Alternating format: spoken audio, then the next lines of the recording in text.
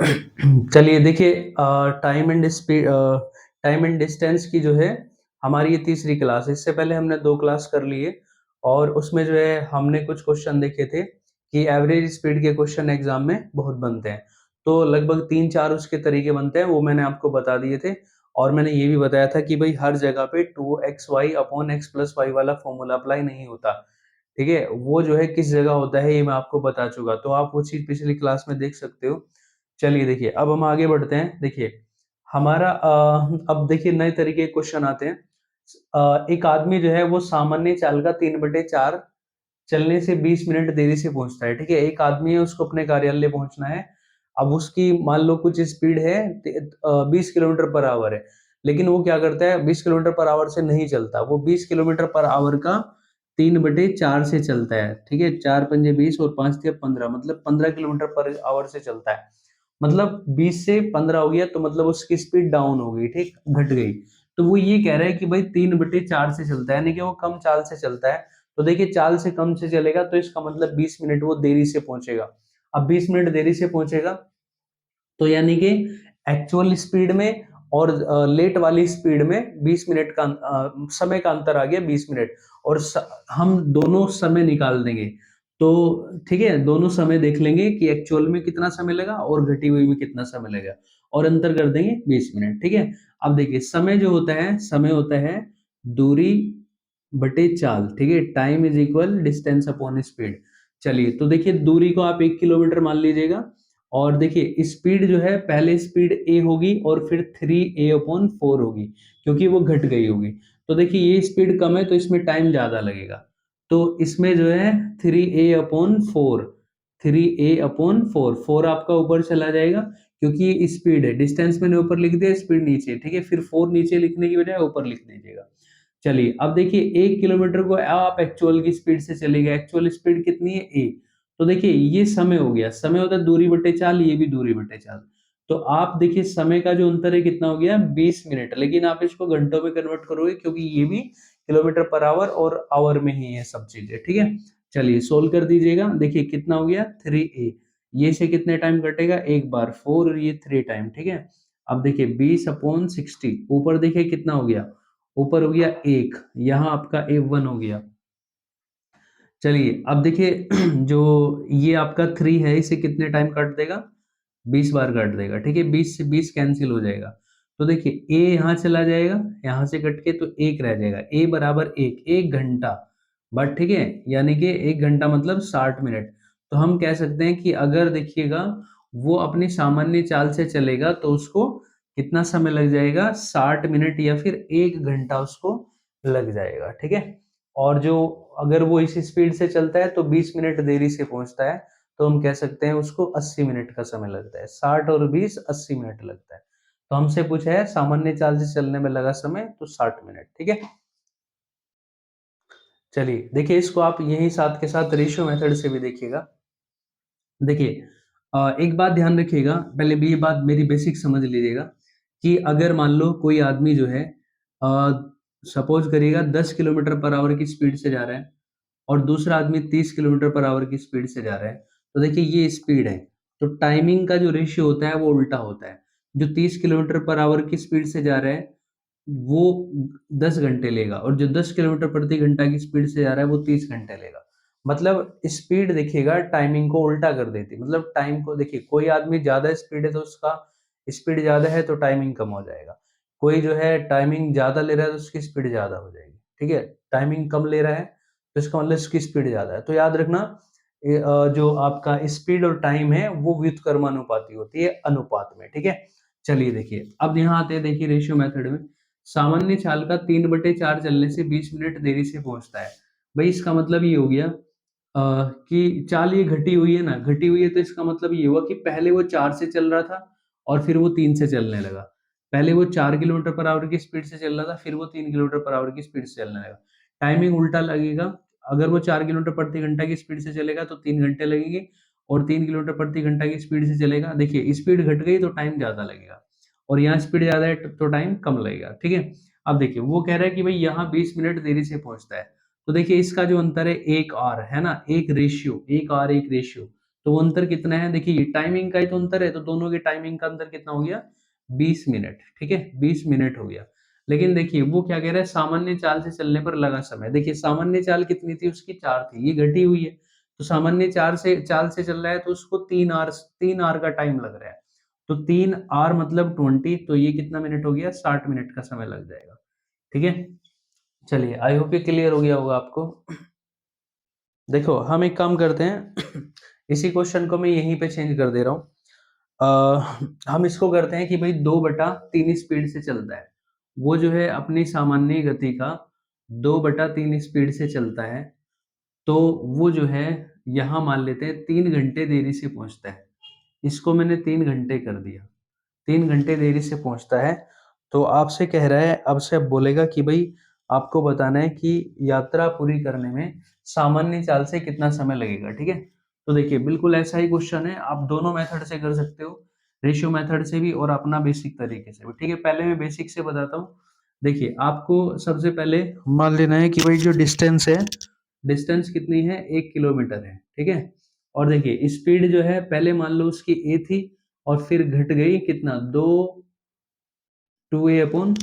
ठीक है, अब देखिए इसमें समय ज्यादा लगेगा, तो 1 किलोमीटर को हम इस स्पीड से चलेंगे तो देखिए इतना समय लग जाएगा, समय बराबर दूरी बटे चाल। अब देखिए अब अगर मैं 1 किलोमीटर को, दूसरी स्पीड कितनी है मेरी, 1 किलोमीटर, इससे मैं चलूंगा तो देखिए 3 घंटे का डिफरेंस आता है, 3 घंटे का। तो ठीक है, दोनों के टाइम का मैंने 3 डिफरेंस कर दिया, एलसीएम कितना आ जाएगा, 2a से कितने बार कटेगा, इसे 2 बार कटेगा, तो देखिए कितना हो गया, 3। अब देखिए यहाँ तो ए हुआ, यहाँ 1 हुआ, ये आपका इधर चला जाएगा, तो 1/3 दूनी 6 बराबर ए। ठीक है तो देखिए ये कितना हो गया आपका, ठीक है, तो देखिए ए जो है वो कितना आ गया, 1/6।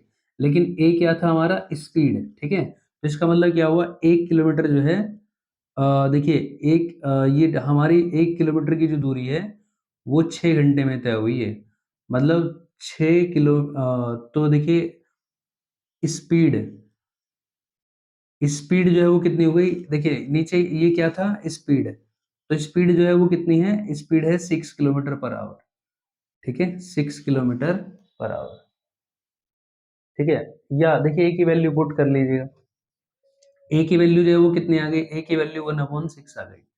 तो देखिए हमसे पूछा है कि सामान्य चाल से चलने में लगा समय कितना होगा, तो देखो सामान्य चाल से तो चलने में ये था ना, ये 1 किलोमीटर को इतने समय में, है ना, तो इतनी स्पीड से, सॉरी ए स्पीड से, तो यहाँ ये है एक्चुअल समय, तो ए जो है 1, और ए का मान कितना है, 1/6, तो 6 आपका ऊपर चला जाएगा, तो ये कितना हो जाएगा आपका, वही 6 किलोमीटर पर आवर हो जाएगा, 6 किलोमीटर पर आवर आ जाएगा। ठीक है, चलिए देखिए आप चाहो तो रेशियो मेथड से कर लीजिएगा।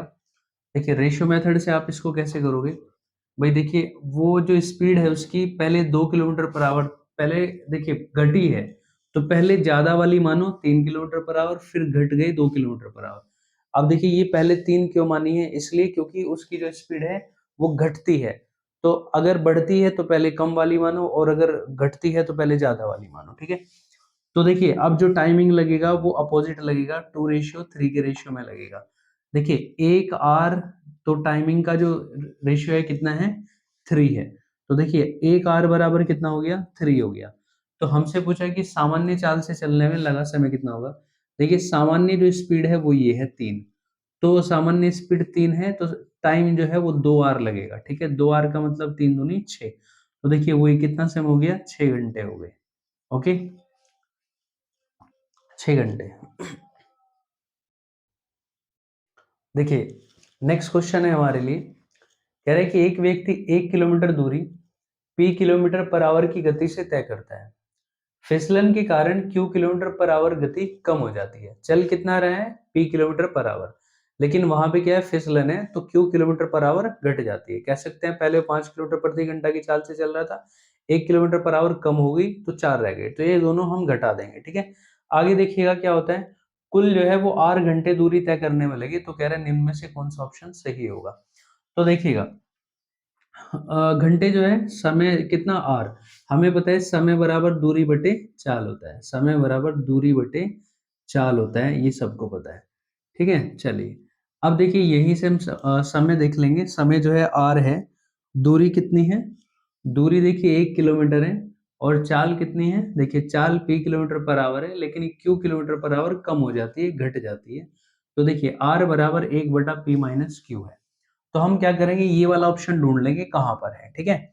अब देखिए ये तो 1/r p प्लस q है, तो यहाँ तो नहीं बनता, ठीक है? देखिए यहाँ r बराबर p माइनस क्यू, ये 1 के बटे में है, तो ये ऑप्शन तो बिल्कुल नहीं हो सकता। फिर p माइनस क्यू है, ये चेंज नहीं होगा, प्लस वाला है तो ये भी नहीं हो सकता। अब देखिए ये भी प्लस में है तो ये भी नहीं हो सकता, ये माइनस में है, ये ऑप्शन सही होगा। हम इसको देख लेते हैं कि ये कैसे सही होगा। देखिएगा, हम इसके बटे में 1 करके क्रॉस मल्टीप्लाई कर देंगे, ठीक है? या हम देखिएगा ऐसे भी कर सकते हैं।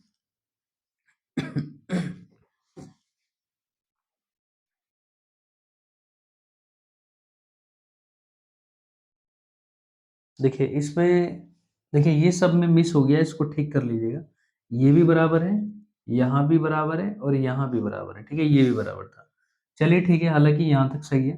देखो हम 1 के, मैंने इसके बटे में 1 कर लिया, तो देखो r को आप यहाँ ले आइएगा और इसको आप यहाँ ले जाइएगा, कोई दिक्कत वाली बात नहीं है। p को मैं यहाँ लाया, p माइनस क्यू अपॉन 1 बराबर 1/r, ठीक है?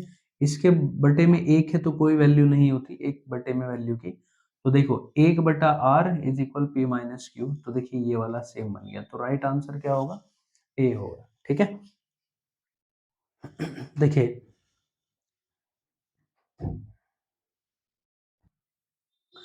देखिए क्वेश्चन कह रहा है कि एक कार बी से 15 किलोमीटर आगे चल रही है, ठीक है?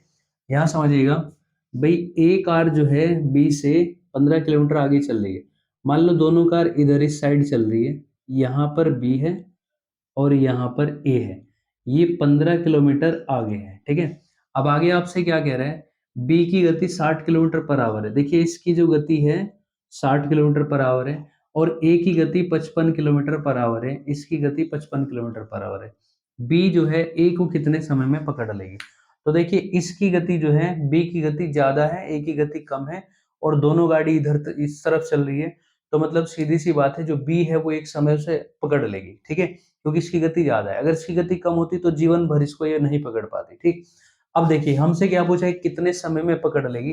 तो देखिए एक बात ध्यान रखना, अगर देखिए दोनों गाड़ी इसी साइड चल रही है, तो भाई इसका मतलब देखिएगा स्पीड घट जाएगी, है ना? स्पीड घट जाएगी, क्योंकि उसकी 55 है, इसकी 60 है, तो 1 घंटे में वो 5 किलोमीटर आगे बढ़ जाएगी। तो 5 किलोमीटर पता कैसे चला? दोनों को घटा दो तो अंतर आ जाएगा, ठीक?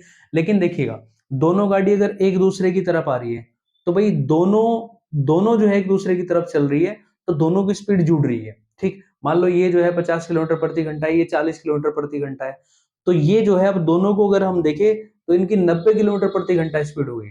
तो ध्यान रखना, अगर देखिए ये दिशा होती है विपरीत, विपरीत की तरफ चल रही है तो दोनों चाल जुड़ जाती है, और अगर देखिएगा उनके सामने चल रही है तो वो जो स्पीड है वो घट जाती है, ठीक है? तो देखिए ये बात तो आपको क्लियर हो गई होगी कि देखिएगा 1 घंटे में जो है 5 किलोमीटर आगे निकल जाएगी। 1 घंटे में 5 किलोमीटर आगे निकल जाएगी, तो हमें पता है बीच का जो गैप है कितना है? 15। तो यानी कि 3 घंटे में उसको पकड़ लेगी, क्योंकि 1 घंटे में 5 किलोमीटर का गैप कम होगा, 2 घंटे में 10 किलोमीटर का कम होगा, 3 घंटे में 15 किलोमीटर का हो जाएगा, ठीक? लेकिन हम इसको करेंगे कैसे? आपको सारे क्वेश्चन ऐसे करने हैं। देखिए समय पूछा है तो समय होता है दूरी बटे चाल, समय होता है दूरी बटे चाल। तो देखिएगा दूरी बटे चाल, अब देखिए दूरी जो है वो कितनी है दोनों के बीच की? 15 किलोमीटर है, तो दूरी होगी 15।